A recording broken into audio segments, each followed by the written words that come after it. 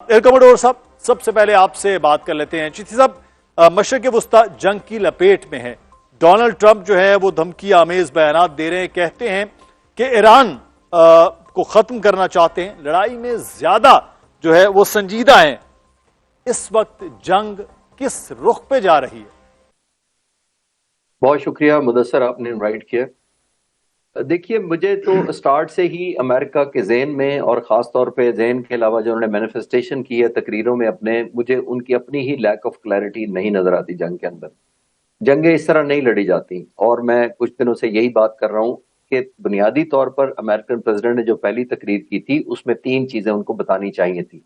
वो ये बतानी चाहिए थी कि हम जंग इस तरह लॉन्च कर रहे हैं, इस वजह से बैकग्राउंड अपनी मर्जी का बताते, रीजनिंग जो आप दे रहे हैं लॉजिकल या इलॉजिकल तो बाद की बात है। फिर वो तरीक़ेकार बताते कि इस तरीके से मैं अनफोल्ड करूंगा। फिर वो वाइंड अप बताते कि मैं क्लोज इस तरह करूंगा, जब ये अचीव कर लूंगा तो फिर मैं सीज फायर करूंगा। इसकी बजाय उन्होंने ईरान के लोगों को कहा कि हमने हमला कर दिया, तुम कब्जा कर लो। तो ये मैंने कभी जंगों में ऐसा नहीं देखा कि आप जो दुश्मन मुल्क जिस पर हमला कर रहे हैं उसी के लोगों को अपनी फॉर्मूले का हिस्सा बनाते हैं जीत का। तो ये तो फॉल्टी है स्टार्ट में, पहली बात।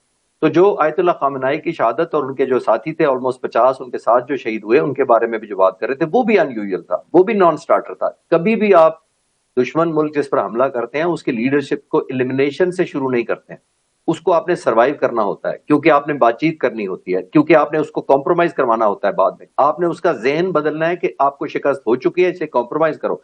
जब लीडर सेक्रीफाइस अपनी कुर्बानी देता है कि जनाब मैं नहीं जीत सकता आपसे, या मैं हार गया हूं, जब इस ज़हन साजी कर लेते हैं दुश्मन उसकी, तो फिर उसने अपने लोगों को कहना होता है कि हम जंग नहीं जीत सकते, फेवरेबल नहीं है, हमारा नुकसान ज्यादा हो गया, या सरेंडर करना है, जो भी होगा। तो ये तो लीडर पहले एलिमिनेट करके उन्होंने समझा था कि लोग तैयार बैठे हैं। एक और मिसकैलकुलेशन उन्होंने की है। एक और इंपॉर्टेंट जो चीज है, वो अब वॉर ऑब्जेक्टिव्स को बाद में जस्टिफाई कर रहे हैं अनफॉर्चुनेटली, और ये अभी का नहीं है। अब मोरालिटी पे भी ये वीक है, दुनिया मानने को तैयार नहीं है। आपके सामने दुनिया में मुजाहरे होना शुरू हो चुके हैं, लोग सड़कों पे आ रहे हैं कि ये इमोरल जंग है। 60% अमेरिकन कह रहे हैं जस्टिफाइड नहीं है। तो आई थिंक ये नॉन स्टार्टिंग है, उनको क्लैरिटी जब तक एंड ऑब्जेक्टिव नहीं पता। आखिरी बात मैं इस पे ये कहूंगा कि प्रेसिडेंट ट्रंप ने अब कुछ ना कुछ लोगों को जीत कर दिखाना है। उन्होंने कहा था हम इनविंसिबल हैं और इनवनरेबल हैं अमेरिका। तो अगर आप हैं तो फिर आप एक ट्रॉफी उनको दिखाएं अपने लोगों को। ईरान ने कुछ नहीं करना सिवाय सस्टेन करना है अपने आप को और सर्वाइव करना है। और अगर ये सर्वाइव लॉन्ग कर गया तो अमेरिका और इजराइल डिस्क्रेडिट होते जाएंगे, ईरान की क्रेडिबिलिटी बढ़ती जाएगी। चिश्ती साहब का एक बड़ा पॉइंट था कि इस वक्त जो कैलकुलेशन की गई अमेरिका की जानिब से और ईरान का सस्टेन, मैं मंसूर जाफर साहब आपसे, जंग शुरू करना बहुत मुश्किल काम होता है, लेकिन जंग को ख़त्म करना शायद उससे भी ज़्यादा मुश्किल काम है। तो अमेरिका से कोई मिसकैलकुलेशन हुई है इस जंग में? जी यकीनन ये उसी का नतीजा है कि इस वक्त आपको भांत भांत की बोरियां और भांत भांत के बयानात जो हैं वो अमेरिकी इंतज़ामिया बिलखुसूस जहाँ वो जो सदर मुअज़्ज़म हैं डोनाल्ड ट्रंप साहब उनकी तरफ से देखने को मिल रहे हैं।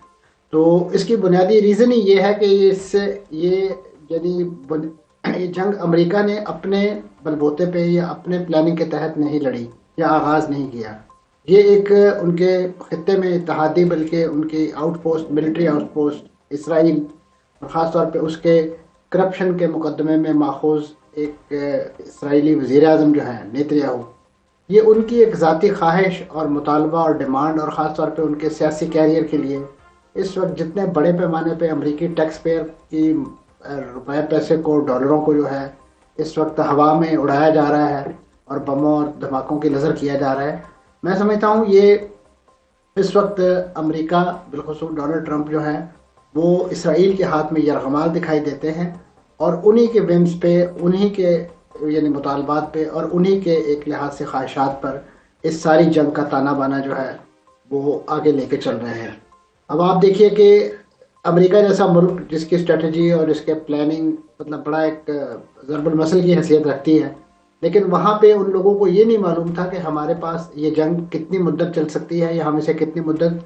अब इस वक्त जो इत्तलात आ रही हैं कि जी इस वक्त खुद खलीज के अंदर भी और ख़ुद अमेरिका इसराइल के पास भी जो इंटरसेप्टर्स की तादाद है वो रोज़ बरोज़ कम होती जा रही है, और उसमें फर्दर जो स्टॉक पाइल ऐड करना है उसके लिए इंतहाई मुश्किलात का सामना है इस वक्त।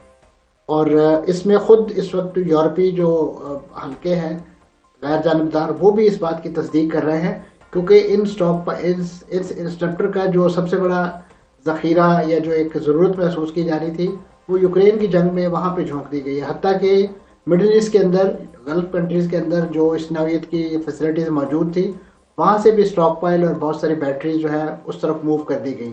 یہی وجہ ہے کہ پورا جو ریجن جو ہے وہ اس وقت ایران کے نشانے پر ہے، اور ان کی یعنی بہت زیادہ جسے کہنا چاہیے اس وقت ٹارگیٹنگ جو ہے وہ اسی بنا پہ ہو رہی ہے کہ وہاں پہ ان انٹرسیپٹر کی تعداد جو ہے وہ کم ہو گئی ہے.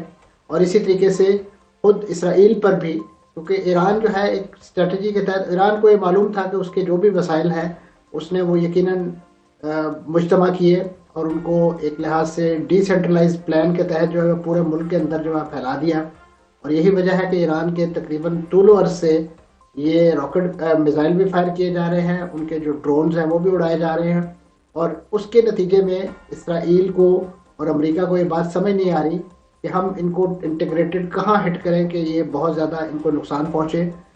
جو ایریل بومبنگ ہے اور خاص طور پہ جو ایئر اٹیکس ہیں، اس کے نتیجے میں آپ زمین پہ مکانات کی صورت میں تباہی بربادی تو بہت زیادہ کر دیتے ہیں، لیکن جو آپ کے اسٹریٹجک آبجیکٹیوز ہیں اس کے لیے آپ کو جو زمین پہ ایک سپورٹ سسٹم چاہیے ہوتا ہے، وہ اس جنگ میں امریکہ اور اسرائیل کے حق میں شروع دن سے ہی زیرو رہا ہے. یہی بات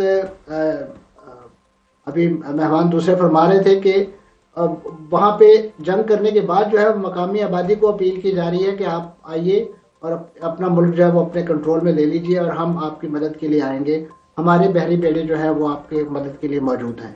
تو اس طریقے کی جو جنگیں ہیں یا اس طریقے کے جو معاملات ہیں اس کے ذریعے آپ جنگ آگے لے کے نہیں چلتے. اب لیٹلی انہوں نے ایک نیا اس میں ڈائمنشن ایڈ کرنے کی کوشش کی ہے کہ وہاں پہ جو اپوزیشن تنظیمیں ہیں، بالخصوص ایسی تنظیمیں کہ جو بڑی تتر بتر ہیں، ان کو اب انٹیگریٹ کرنے کے لیے، چاہے وہ اس وقت جو کرد فیکٹر ہے اسے، یا جو مجاہدین خلق نامی ایک بدنام زبانہ تنظیم ہے، ان کے مختلف کیمپوں کو ایک لحاظ سے اوپن کیا جا رہا ہے اور اسے ایران کی سرحد.